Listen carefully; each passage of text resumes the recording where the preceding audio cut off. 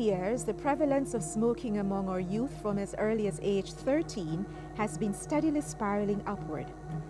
The most recent Global Tobacco Youth Survey showed that smokers in the age group 13 to 15 increased from 15% to nearly 25% over a 9-year period.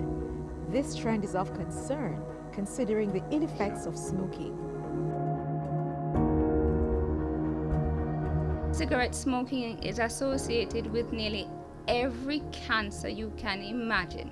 Cancer of the tongue, cancer of the breast, cancer of the cervix, cancer of the pharynx, cancer of the stomach, just to name a few. There are over 4,000 chemicals in cigarettes that are harmful to the human body. For example, chemicals that are found in embalming fluid, what is used to preserve dead bodies, chemicals which are found in rat poison, insecticide, chemicals that are found in battery. All of these chemicals are found in cigarette. Among young people, the short-term health consequences of smoking include respiratory and non-respiratory effects, addiction to nicotine, and the associated risk of other substance abuse. Long-term health consequences of youth smoking are reinforced by the fact that most young people who smoke regularly continue to smoke throughout their adult years.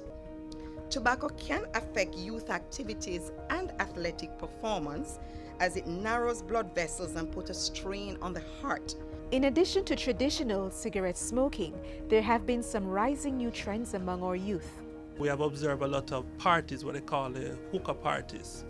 So the hookahs now comes in different flavors. So there's this myth about there that the hookah pipe is much safer than the smoking cigarette because the water inside of it actually filters out the smoke. But the research it actually does show that the hookahs still can cause cancer, TB, or even an STI because most persons, when they share the tip of they don't change it. So if a person has one STI, actually can pass to the other person. Then there are e-cigarettes. The e-cigarettes don't have tobacco per se, but they have nicotine, they have other chemicals in it, and many of them come flavored. They are glamorized, right, because many of them are marketed by celebrities, and they are touted as being relatively safe. But not because they don't have tobacco and many of the other chemicals that are seen in cigarettes, they are not necessarily safe. They do have other chemicals. And one chemical that is seen in some of the flavorings that are used in e-cigarettes is called diacetyl. Diacetyl is a chemical that was used to make the buttery flavor that was used to give microwave popcorn that taste. It was then banned because the factory workers in the factories making the microwave popcorn got ill. Another popular smoking option among teenagers is marijuana. But does marijuana or ganja smoking pose any risk to the teenage smoker? The research does show that there's a big difference between a teenager smoking and an adult smoking. And the simple fact is this, is that your brain is not fully developed until age 20 to 23. So there's a part of the brain that controls the executive function of the body, weighing consequence, all of these different things. So when you start using drugs at an early age, it actually impacts that part of the brain.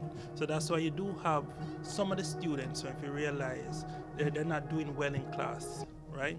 It's like they get very upset or angry easily. All the research shows that once you start smoking from an early age, long-term consequences are more severe. For example, in the 30s, if you start smoking as a teenager, later on in life, when it lowers your IQ level. The Jamaica Cancer Society cites peer pressure, stressful relationships, and unresolved challenges at home as the 3 main reasons for teenage smoking. Unfortunately, many young persons are under the mistaken impression that cigarettes eliminate stress. This is certainly not so. We therefore encourage students to seek help from their parents and teachers to resolve any issues that they may be facing. Do not turn to smoking for answers. To help teenagers quit smoking, there is the Fresh Start Smoking Cessation Program, offered by the Jamaica Cancer Society in association with the American Cancer Society. This is a comprehensive 4-session group-based course that covers issues such as nicotine addiction, managing withdrawal symptoms, weight control, stress management, recognizing and planning for possible obstacles to quitting, staying tobacco-free, and enjoying being a non-smoker. There's also an annual Anti-Tobacco Youth Forum held in February to educate high school students about the dangers of smoking. Many young people feel that lung cancer in particular is a disease of the elderly and that they have years ahead of them before the dangers of smoking will affect them. So it is our responsibility to educate and to be able to tell our younger folk, don't start if you haven't started, and to stop if you actually have, because the dangers of cigarette smoking actually start from day one, from that first cigarette. For more information on programs to help teens quit smoking, contact the Jamaica Cancer Society at 927-4265 or visit their website at jamaicacancersociety.org. You may also call the National Council on Drug Abuse at 926-9002-4 or visit their website at ncda.org.jm.